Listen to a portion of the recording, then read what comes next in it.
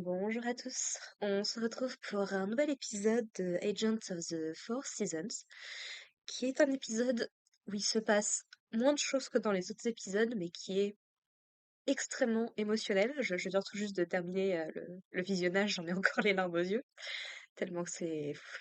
Aïe, aïe, aïe. Pour moi, c'est la meilleure série de la saison printemps 2026. Vraiment. Il y en a plein que j'aime tout autant, je veux dire. ReZero, c'est vachement bien. euh, Tsugai, Mao, c'est vachement sympa, mais je trouve quelque chose dans Agent of the Four Seasons qui me met vraiment en larmes à chaque épisode. Franchement, si vous n'avez pas encore regardé l'animé, je vous le recommande vraiment très très fort. Je sais pas s'il attirera particulièrement l'attention des gens, mais pour moi, il le mérite énormément. Donc, cet épisode prend suite à l'épisode 3. Donc, on retrouve Inabuki et Sakura en train de se frotter aux rebelles, du coup, puisqu'il semblerait-il que ce soit bel et bien des rebelles qui les aient attaqués. En fait, apparemment, ils ont fait sauter la centrale électrique qui est dans le coin, qui a du coup coupé toute l'électricité, toute la lumière dans les parages. On a les agents du printemps, donc ceux qui étaient là un petit peu pour protéger Inabuki, qui sont intervenus, mais ils ont réussi à laisser passer deux hommes. Donc il y en a un qui va s'attaquer à Inabuki et l'autre qui va s'attaquer à Rory. Donc apparemment, euh, c'était vraiment, j'allais dire prémédité, mais oui, évidemment, mais on visait les deux agents des saisons. On visait à la fois Rory, qui est l'agent de l'été et qui habite dans le coin, donc à l'arrière, mais également Inabuki, qui est en visite ici. Donc du coup, on va avoir, bon, Ayame qui se débrouille assez tranquillement contre son adversaire. On va voir un petit peu le pouvoir de Rory en action. Elle a l'air d'avoir ordonné à un de ses animaux d'attaquer. Ou pas, c'est pas très clair parce que Ayame reçoit l'aide d'un espèce de loup ou de renard pendant son combat. Sauf que le machin brille de mille feux, a une forme un petit peu spectrale, donc c'est pas très clair si c'est vraiment un animal normal qui l'a attaqué ou si ça découle des pouvoirs de l'agent de l'été. Du côté de Sakura, ça va être beaucoup plus compliqué, puisque bah, mine de rien, elle a le trauma qui est encore frais dans sa mémoire, qui est frais pour toutes les deux d'ailleurs, et elle n'ose pas tuer, elle a énormément de mal à se...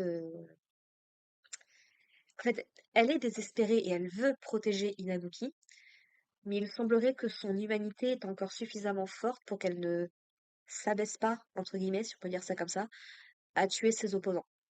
Et pourtant, elle leur dit, mais ne nous attaquez pas si vous avez peur de la mort, laissez-nous tranquilles si vous ne voulez pas mourir, en fait, quoi.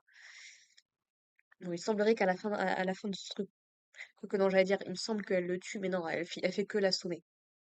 Donc, ce que je peux comprendre, et c'est vraiment très honorable de sa part, le problème, c'est qu'on sait que ces rebelles sont dangereux. Alors, on ne sait pas encore pourquoi est-ce qu'il y a des rebelles dans cet univers-là, et qu'est-ce qu'ils ont contre les agents des saisons. Parce que de ce qu'on voit, voilà, c'est juste qu'il y a le cycle des saisons qui se poursuit.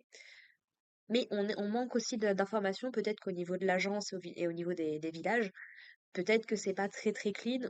Voilà, il nous manque des informations pour vraiment avoir le point de vue des rebelles. Mais pour l'instant, de ce qu'on en voit, ils sont un danger pour les agents des saisons, et visiblement tous, hein, on a vu Rosei se faire attaquer aussi dans un épisode précédent. Donc, à un moment, si tu veux protéger la personne qui t'est chère, il faut parfois s'abaisser au pire truc.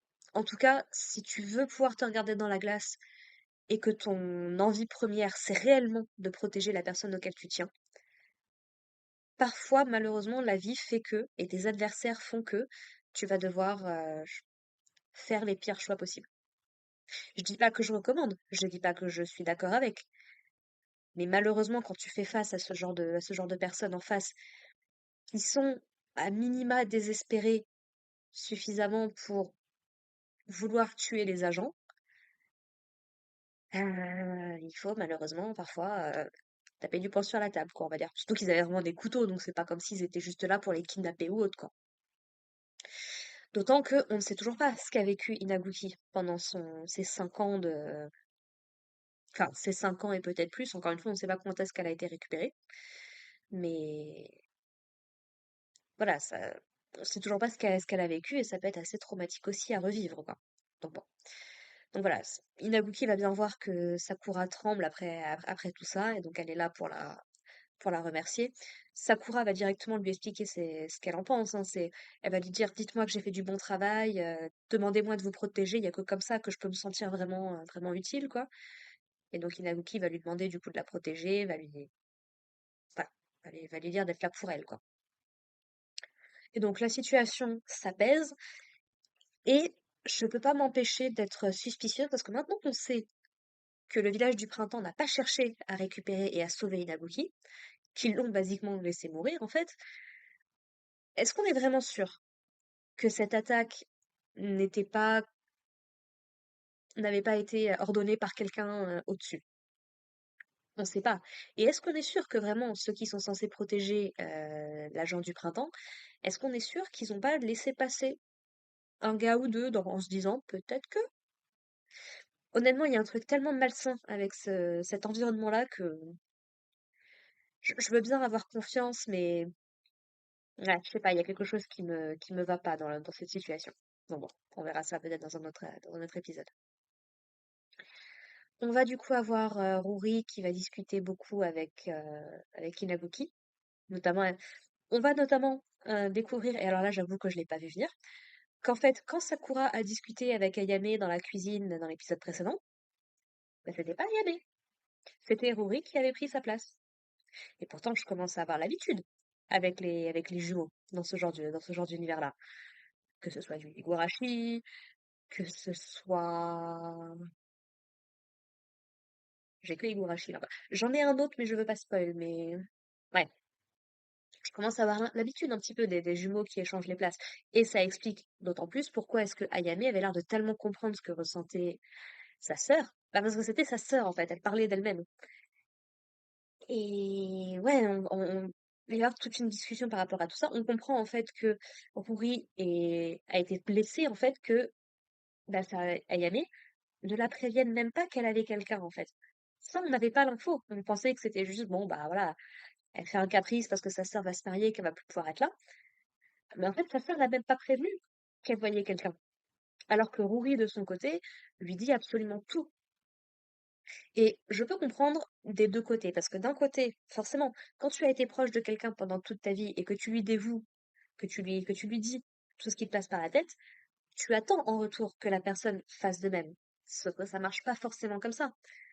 Et c'est pas parce que tu es proche de quelqu'un qu'il doit connaître absolument tout de ta vie. Je tiens bien à préciser pour les gens qui, comme moi, ont peut-être des relations un peu compliquées avec leurs proches, vous n'êtes pas obligé de tout leur raconter. Vous avez droit à votre jardin secret. Qu'on soit bien clair là-dessus. Donc, je peux pour le coup comprendre les deux côtés, mais c'est vrai que c'est pour ça, en fait, principalement que Rory, elle a fait la tronche pendant 3 mois, quoi. Donc, voilà, grâce à Inabuki et Sakura, ça va pouvoir s'apaiser un petit peu. Donc, notamment parce que Sakura va lui dire, bah, elle va dire à Ayame, bah, si vous tenez énormément à votre sœur, est-ce que c'est pas l'inverse aussi, quoi? Et Inabuki va nous partager un petit peu plus de son expérience personnelle en expliquant bah, que, effectivement, pendant un moment, elle a refusé d'appeler le printemps parce elle était blessée. C'était un petit peu pour se venger d'avoir été abandonnée et laissée pour morte, qui est parfaitement légitime. Rory lui dira justement que bah, elle aurait fait pareil. Mais du coup, elle s'est rendue compte, malheureusement, que bah, ça faisait énormément souffrir Sakura.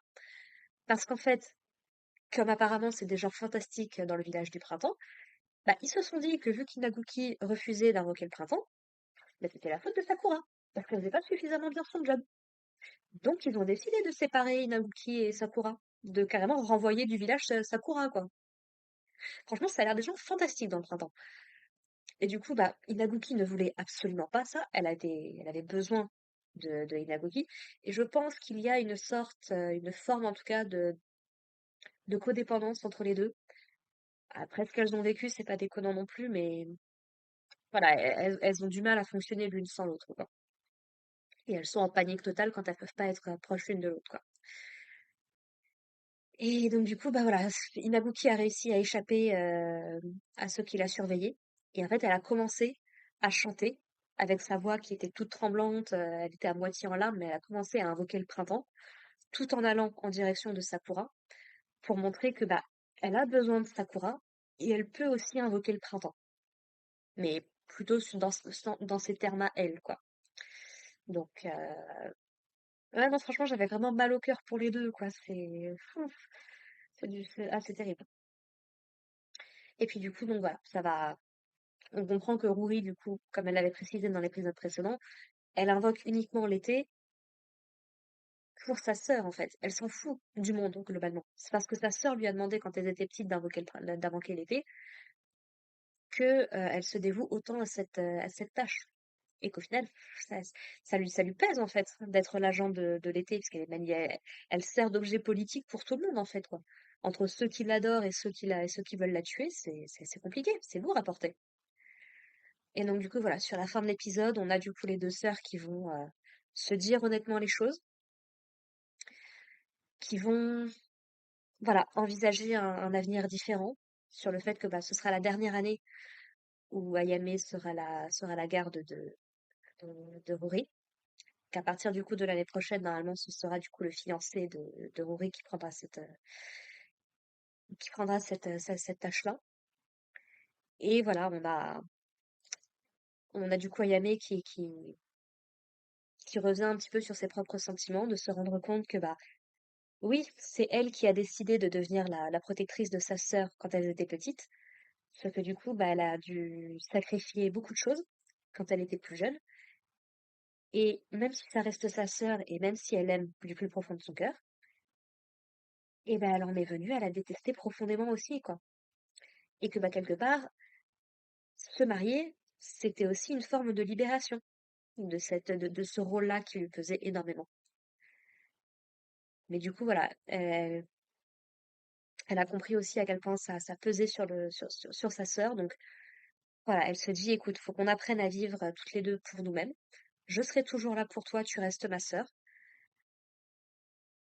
Mais voilà, je t'aime et puis bah, en espérant que tout se passe bien à l'avenir, quoi, grosso modo. Donc ouais, non, c'était un épisode très très touchant. En plus, on a du coup Inabuki qui est devenu amie avec Ruri. On parle un petit peu de Rosei également, puisque donc on a Sakura qui admet que bon bah effectivement elles ont reçu une lettre mais qui était très très formelle, et Ayame qui lui dit bah est-ce qu'ils essayent pas juste de vous contacter en attendant le bon moment, sans se montrer trop pressant ni quoi que ce soit, surtout vu leur passif. Ça fait un petit peu reconsidérer les choses pour Sakura. Et Inabuki aimerait énormément revoir Rosei et avoir de ses nouvelles, quoi. Donc, je pense que la prochaine étape, ça va être l'automne et on terminera par l'hiver. D'ici quelques épisodes, je pense. Je pense pas qu'on va passer toute la saison sans revoir Rosei, parce que Rosei et Inabuki ne puissent se voir. Mais ouais, non, franchement, c'est un très très bon épisode. Une super série, j'ai hâte d'en voir plus. Et puis bah, voilà. N'hésitez pas à me dire vous ce que vous en avez pensé dans les commentaires. On se retrouve la semaine prochaine pour parler de l'épisode 5. Portez-vous bien, prenez soin de vous, prenez soin de vos proches, et puis à la prochaine. Allez, bye les gens.